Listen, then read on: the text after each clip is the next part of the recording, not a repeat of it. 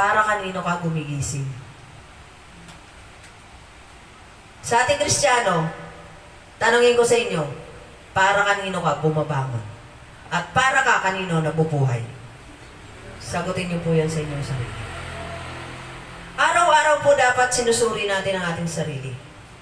Ito ay napakaganda pong mensahe para sa ating lahat. Kasi ito po ay pagpapaalala na minsan hindi natin pansinin.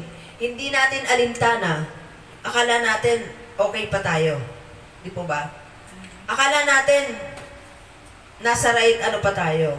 Kasi ito naman yung araw-araw kong ginagawa eh. Pero ang tanong doon, anong paraan? Paano mo ginagawa ang mga bagay nito?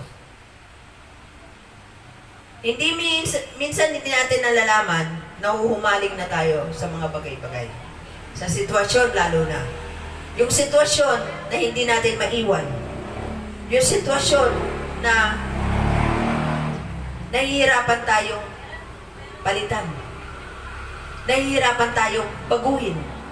Sabi nga natin, yung sarili natin, pwede maging master natin. Bakit po? Ito gusto ko eh. Ito ang gusto kong gawin. Na hindi mo kinukonsult sa Lord.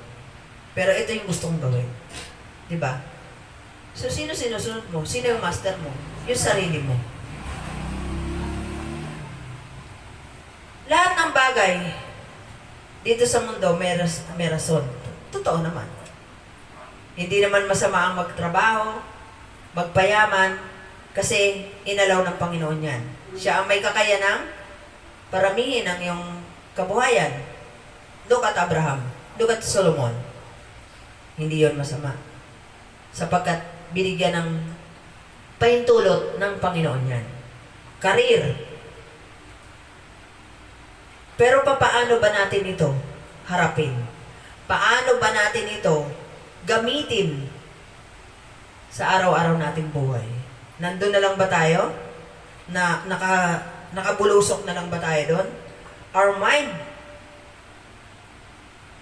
ay napupuno ba nung ating mga pangarap na yan, mga trabaho, mga ginagawa?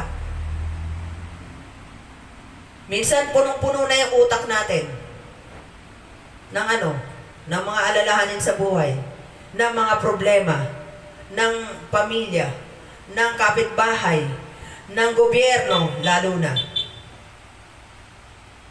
Nakalimutan mo na yung gawain mo bilang Kristiyano.